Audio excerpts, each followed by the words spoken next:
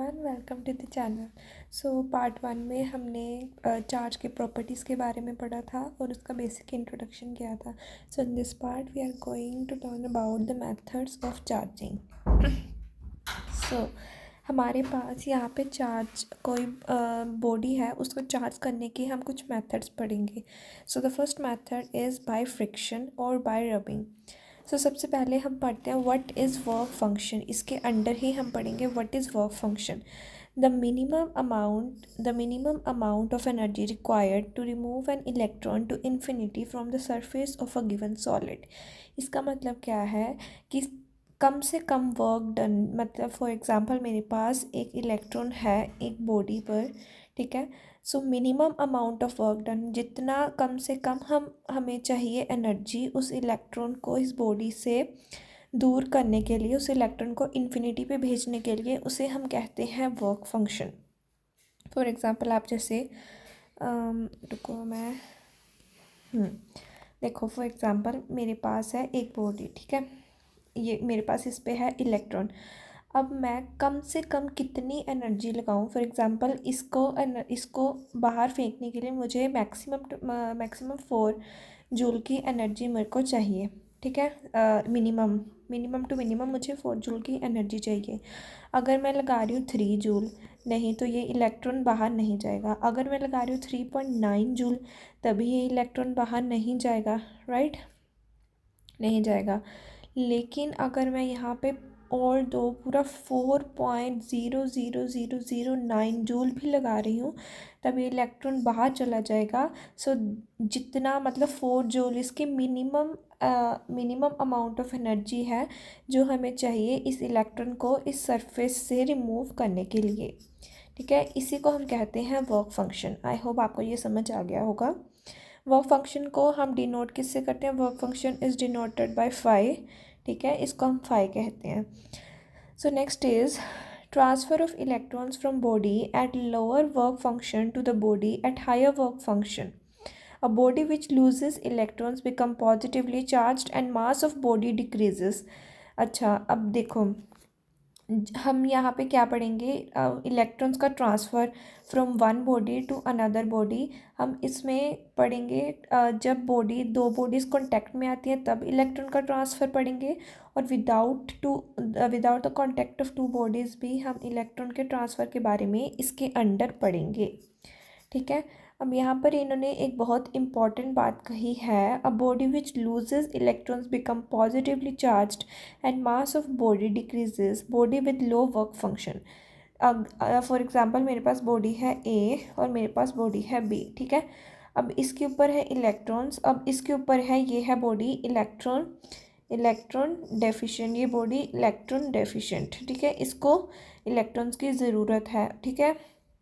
तो ये बॉडी क्या करेगी? ये बॉडी, इसके पास मैक्सिमम इलेक्ट्रॉन्स मतलब ज़्यादा इलेक्ट्रॉन्स हैं, ठीक है। तो क्या होगा कि ये जो बॉडी है ये अपने इलेक्ट्रॉन थोड़े से इसको दे देगी बी बॉडी को। अब जिसने इलेक्ट्रॉन दिए हैं, मतलब जिसने समान दान किया है, उसके ऊपर आएगा पॉजिटिव चार्ज, और जिसने लिया है, मतलब जिसने सामान लिया है, उसके ऊपर आएगा नेगेटिव चार्ज। हम क्या लिख सकते हैं कि हमारे पास बॉडी ए पे आया है positive charge, and body B पे आया है नेगेटिव चार्ज, ठीक है। तो जो बॉडी इलेक्ट्रॉन्स देती है, जैसे इसके पास फॉर एग्जांपल 5 इलेक्ट्रॉन थे, इसके पास थे 4 इलेक्ट्रॉन, तो इसने क्या किया, एक इलेक्ट्रॉन इसको दे दिया, तो इसके पास क्या हुआ, इसके पास कुछ मास कम हो गया। तो जो बॉडी इलेक्ट्रॉन देती है, जिस बॉडी पॉजिटिव चार्ज होता है, उसका जो मास है, उसका मास डिक्रीज़ हो जाता है। और जो बॉडी इलेक्ट्रॉन्स गेन करती है, जो बॉडी इलेक्ट्रॉन्स लेती है, उसका जो मास है वो इंक्रीज़ हो जाता है। जैसे इसके पास पहले 4 इलेक्ट्रॉन्स थे, फिर 5 हो गए और इसके पास 4 रह गए, तो इसका मास डिक्रीज़ हो गया और इसका मास इंक्रीज़ हो गया, ठीक है। आई होप आपको ये बात पॉइंट अच्छे से समझ आ गया होगा, ठीक है।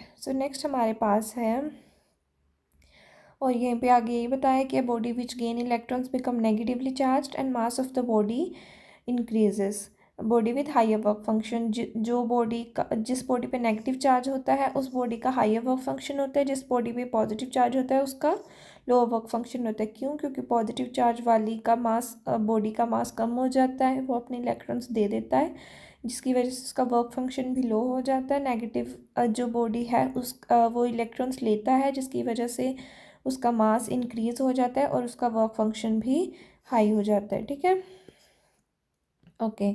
सो नेक्स्ट है, अब हम पढ़ेंगे पॉजिटिव डिफरेंस। अब अच्छा, तो इसमें हम पढ़ेंगे पॉजिटिव चार्ज और नेगेटिव चार्ज। जब हम टू बॉडीज़ को आपस में रब करते हैं या टू बॉडीज़ को कांटेक्ट करवाते हैं तो उनके ऊपर क्या क्या चार्ज आता है, ये उसके बारे में। अब ये जो है इस पे आपको MCQs देखने को मिलेगा। ठीक है, ये ध्यान से सुनना।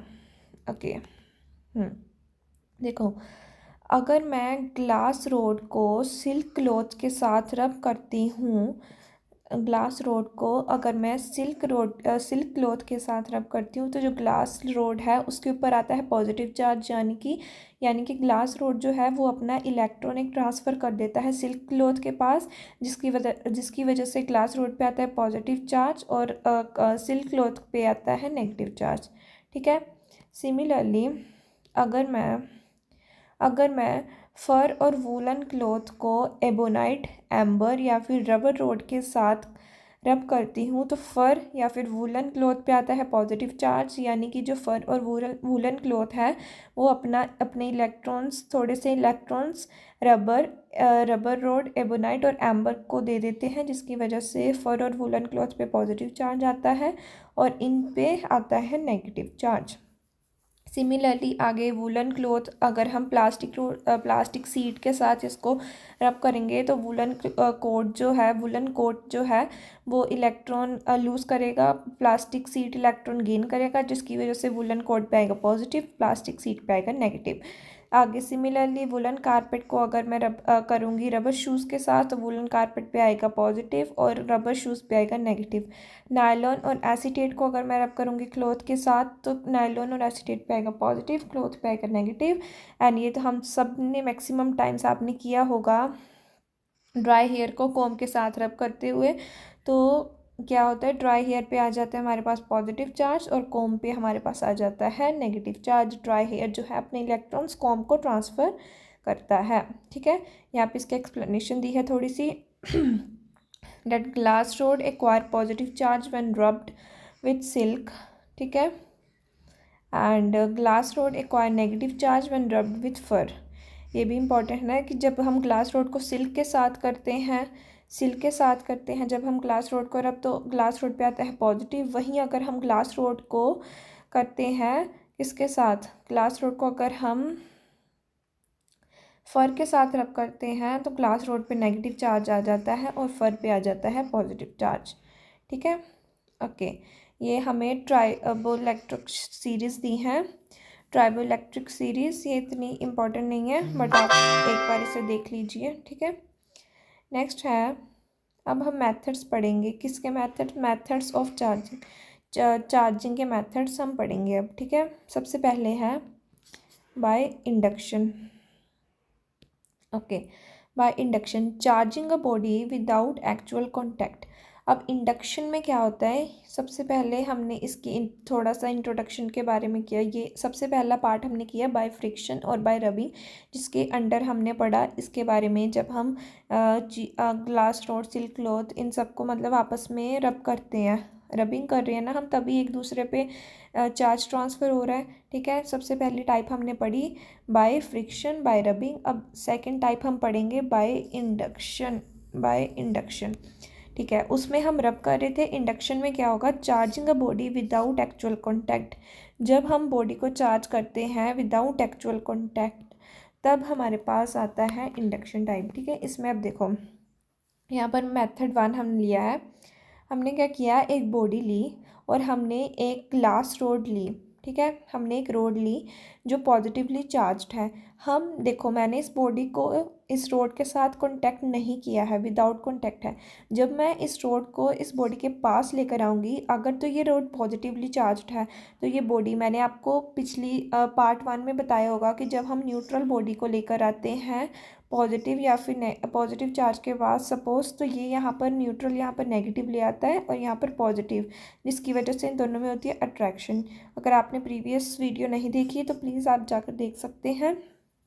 ठीक है, तो इसमें भी सिमिलरली जब मैं पॉजिटिवली चार्ज ग्लास रोड को लेकर आऊँगी एक बॉडी के पास, न्यूट्रल बॉडी के पास, तो ये पॉजिटिवली चार्ज ग्लास रोड जो है और ये neutral body negative charge glass rod की तरफ कर देगी। क्यों? क्योंकि यहाँ पर ऑपोजिट चार्ज होंगे तभी ये आपस में अट्रैक्ट होंगे, और ये जो पॉजिटिवली चार्ज है ये ऑपोजिट साइड पे चला जाता है। ऑफ कोर्स ये हम सबको पता है, ठीक है। और फिर हम क्या करते हैं, फिर हम इस बॉडी की करवा देते हैं अर्थिंग। इस बॉडी की हम करवा देते हैं अर्थिंग, जिसकी वजह से जो पॉजिटिव चार्ज था जो यहाँ पर हुआ था इकट्ठा, वो क्या हो जाता है, वो पॉजिटिव चार्ज अर्थ में चला जाता है अर्थिंग की वजह से, ठीक है। अब फिर नेक्स्ट क्या हो जाता है, फिर हमारे पास सिर्फ नेगेटिव, फिर हम क्या करते हैं ग्लास रोड को बॉडी से दूर कर देते हैं, और जिसकी वजह से हमारे पास जो बॉडी है न्यूट्रल से नेगेटिवली चार्ज्ड हो जाती है, ठीक है। इसी प्रोसेस को हम कहते हैं इंडक्शन। इस प्रोसेस के 3 मेथड्स हैं, ये अच्छे से आप देख लीजिए, याद कर लीजिए, ठीक है। नेक्स्ट है, एक क्वेश्चन है, how to charge a body without negative sign, how to charge a body with negative sign with positive rod without actual contact. हमने क्या किया था, अभी हमने बॉडी चार्ज की थी पॉजिटिवली चार्ज, ये जो बॉडी थी ये न्यूट्रल थी, है ना। अब हमें क्या करना है, हमने क्या किया था, पॉजिटिव ग्लास रोड के साथ बॉडी को चार्ज किया था। अब हम इसमें क्या करेंगे, अब हम नेगेटिव ग्लास रोड की है तो हमने कर लिया ऊपर, ये सेम वही क्वेश्चन है जो हमने ये यहाँ पर समझा, ठीक है। अब इसमें क्या है, इसमें हमने नेगेटिवली चार्ज रोड ली है।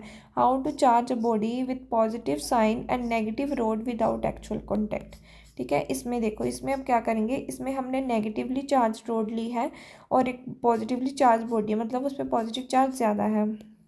समहाउ यहाँ पे न्यूट्रल दिखाया है, ठीक है। न्यूट्रल चाहे पॉजिटिव चाहे नेगेटिव आप लिख सकते हो बॉडी, ठीक है, ओके। तो हमने क्या किया, हमने ये जो नेगेटिव चार्ज ग्लास रोड है ये हम बॉडी के पास लेकर आए, जिसकी वजह से इस साइड पे हमारा पॉजिटिव चार्ज आ गया और नेगेटिव चार्ज इस साइड पे आ गया, ठीक है। फिर हमने अर्थिंग करवा दी, नेगेटिव चार्ज जो है वो अर्थिंग की वजह से चला गया और बॉडी बन गई पॉजिटिवली चार्ज्ड, ठीक है, समझ आया, ओके। अब मेथड 2 है कि जब हमारे पास 2 बॉडीज़ हो, इसमें हमने क्या किया, एक बॉडी और एक रोड की मदद से हमने चार्जिंग करवाई। मेथड 2 में हम क्या करेंगे, हम 2 बॉडीज़ और एक रोड से हम चार्जिंग करवाएंगे। देखो इसमें क्या होगा, यहाँ पर मैंने 2 बॉडीज़ ली हैं, ठीक है, body A and body B, ठीक है। ये दोनों बॉडीज़ कॉन्टैक्ट में हैं। अब आप कहोगे कि मैम यहाँ पर नेगेटिव चार्ज सारा यहाँ पे क्यों है। अब देखो मैंने क्या किया, जस्ट वेट, मैंने बॉडी ए ली, ये मैं दूसरी बॉडी कॉन्टैक्ट में ले आई, ठीक है। ये मेरे पास है ग्लास रोड, अभी इस ग्लास रोड पे है पॉजिटिव चार्ज, तो ये जो ग्लास रोड जब बॉडी ए के पास आएगी तो यहाँ पर कौन सा चार्ज आएगा, मैंने अभी बताया था आपको, यस, यहाँ पर आएगा नेगेटिव चार्ज। अगर नेगेटिव यहाँ पे है तो यहाँ पर क्या आएगा, ओके, पॉजिटिव चार्ज। अगर पॉजिटिव यहाँ पे है तो यहाँ पे क्या आएगा, नेगेटिव चार्ज, और अगर नेगेटिव यहाँ पे क्या आएगा, पॉजिटिव चार्ज। समहाउ ये body this is negatively charge, this is positively charged. यहाँ पे ये नेगेटिवली चार्ज बॉडी है, ये पॉजिटिवली चार्ज है। ये मैंने आपको न्यूट्रल का केस बता दिया, या फिर ये न्यूट्रल का केस भी हो सकता है और या पॉजिटिव नेगेटिव चार्ज बॉडी का भी केस हो सकता है। अच्छा, मेरे ख्याल से ना आप लोगों को एक कन्फ्यूज़न रहती होगी कि अगर कोई बॉडी पॉजिटिवली चार्ज्ड है तो इसका मतलब ये है कि उस पर सिर्फ पॉजिटिव चार्ज है, but this is not true. अगर हम कहते हैं कि कोई बॉडी पॉजिटिवली चार्ज है, उसका मतलब ये है कि उस बॉडी पे पॉजिटिव चार्ज ज़्यादा है, नेगेटिव चार्ज कम है। सिमिलरली अगर हम बोलते हैं कि कोई बॉडी नेगेटिवली चार्ज है, इसका मतलब ये है कि उसके ऊपर नेगेटिव चार्ज ज़्यादा है और पॉजिटिव चार्ज कम है, ठीक है। ये कन्फ्यूज़न आप दूर कर लीजिए, क्योंकि मुझे लगता है कि कई बच्चों को कन्फ्यूज़न है कि अगर हम बोलते हैं कि कोई बॉडी पॉजिटिव चार्ज है, इसका मतलब ये नहीं है कि उस पर सिर्फ पॉजिटिव चार्ज है, इसका मतलब ये है कि उसके ऊपर पॉजिटिव चार्ज भी है, नेगेटिव चार्ज भी है, लेकिन उस पर पॉजिटिव चार्ज जो है वो मैक्सिमम है। मैक्सिमम मतलब ज़्यादा क्वांटिटी में है, ठीक है। हाँ ठीक है, हम कहाँ पे थे अभी। मैंने क्या किया, इस रोड को, पॉजिटिव रोड को मैं इस बॉडी के इन बॉडी के पास लेके आई, जिसकी वजह से यहाँ पर जब मैं इस रोड को दूर लेकर गई तो यहाँ पर मेरे पास आ गया नेगेटिव चार्ज, यहाँ पर आ गया पॉजिटिव चार्ज। एक बार मैं ये वाला दोबारा से समझा देती हूँ, आई थिंक आपको कन्फ्यूज़न होगी।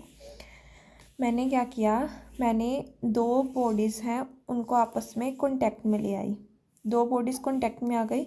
तो इस बॉडी का जब मैं पॉजिटिवली चार्ज ग्लास रोड लेकर आई तो यहाँ पर नेगेटिव चार्ज आ गया, यहाँ पर पॉजिटिव चार्ज आ गया।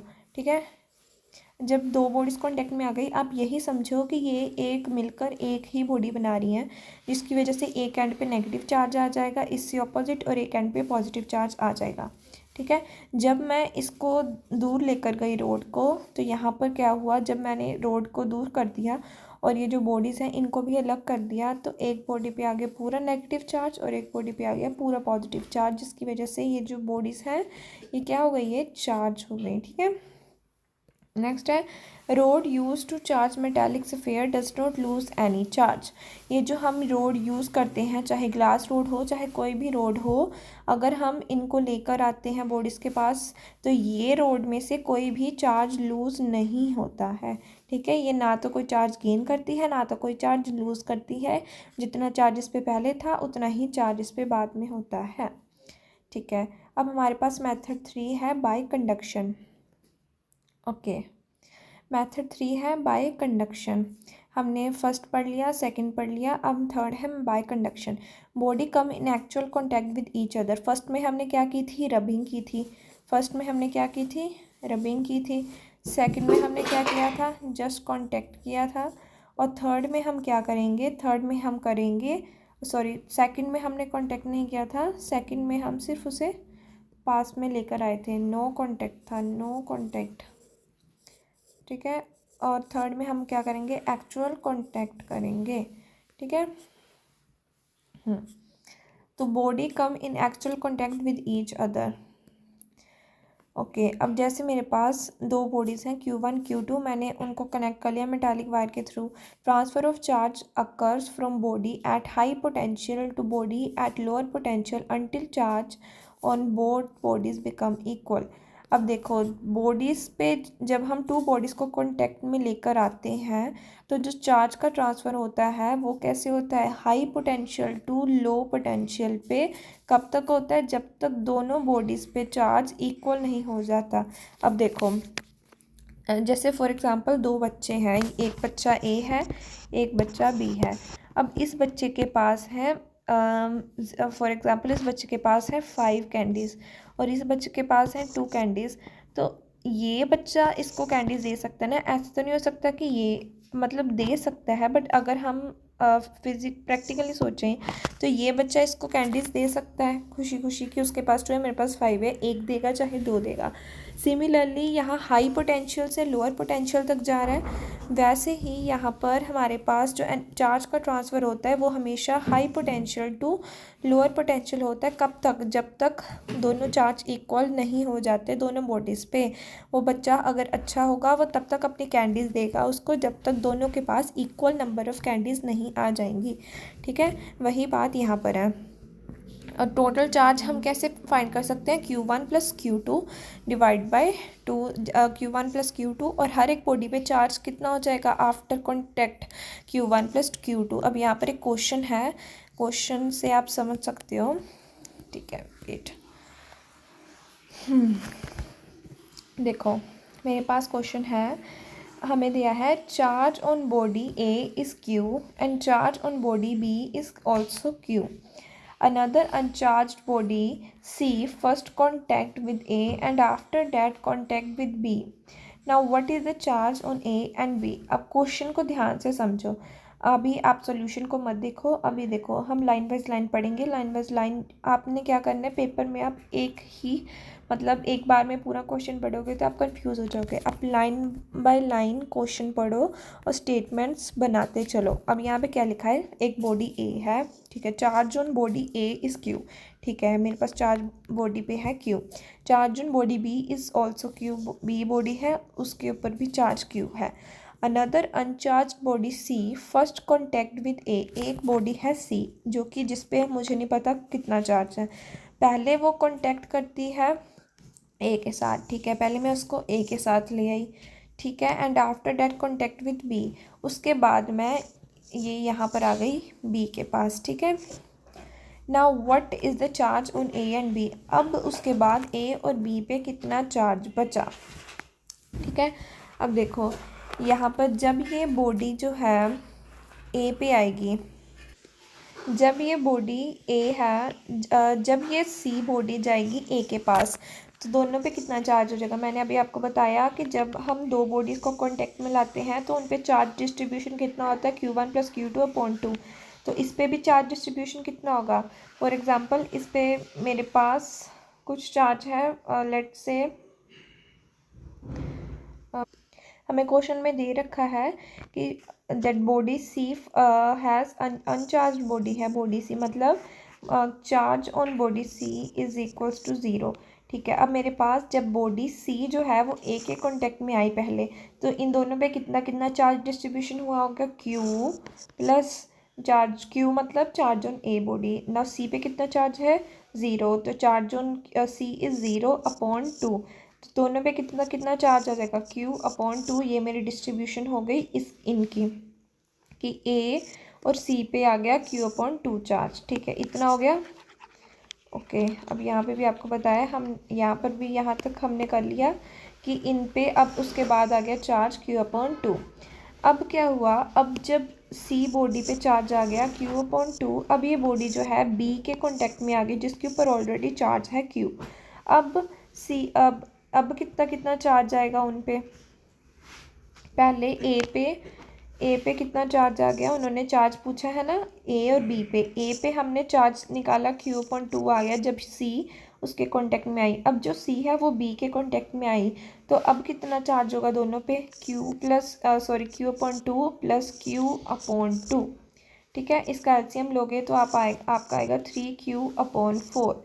तो इतना चार्ज इस पे भी अब 3Q/4 आ जाएगा। सी डैश करते हैं, अगर सी करेंगे 3Q/4, तो यहाँ पर देखो 3Q/4 आ जाएगा। अब बी पे भी, सी पे भी, और ए पे हमने फाइंड किया था Q/2, ए पे हमने फाइंड किया था Q/2। अगर समझ नहीं आया है, let me tell you again, last topic मतलब नेक्स्ट वीडियो में हम कूलम्स लॉ के बारे में पढ़ेंगे। अभी इस वीडियो में ये अच्छे से समझ लो। तो इसमें क्या किया, हमें दे रखा था कि एक बॉडी ए है और एक बॉडी बी है, एक सी बॉडी है जो अनचार्ज है, मतलब सी बॉडी पे चार्ज कितना है 0 है। अब सी बॉडी सबसे पहले ए के कॉन्टेक्ट में आई। अब मैंने आपको बताया था कि जब दो बॉडीज़ कॉन्टेक्ट में आती हैं तो तब तक वो चार्ज ट्रांसफ़र करती हैं जब तक इक्वल चार्ज नहीं होता। तो चार्ज कितना कब इक्वल होगा, फॉर्मूला हमने पढ़ा था कि दोनों बॉडीज़ पे कितना कितना चार्ज आ जाएगा, Q1 + Q2/2। तो मैंने फॉर्मूला लगाया Q1 मतलब Q और plus 0/2 is equal to Q/2। इस पे भी अब Q/2 आ गया और इस पे भी अब Q/2 आ गया। अब जो चार्ज बॉडी सी थी जो अभी अनचार्ज नहीं रही, अब वो ए के बाद बी के पास आई Q/2 चार्ज लेके, बी पे ऑलरेडी Q चार्ज है। तो अब बी और सी पे कितना चार्ज होगा, Q(A1) प्लस मतलब Q(A2) मतलब Q/2 को सॉल्व करके हमारा है 3Q/2। तो हमारे पास फाइनली आंसर आ गया। अब बी पे हमारे पास 3Q/4 बी पे हमारे पास 3Q/4 चार्ज आ गया, ए के पास Q/2 और सी के पास 3Q/4 चार्ज आ गया, ठीक है। यही हमसे क्वेश्चन में पूछा था। ऐसे आपको क्वेश्चन आएंगे और आपको सॉल्व करनी है। Okay, so in this video this is enough. तो नेक्स्ट वीडियो में हम पढ़ेंगे कूलम्स लॉ के बारे में, उसकी पूरी एक्सप्लेनेशन देखेंगे। Okay, so will meet you in next video. Till then bye.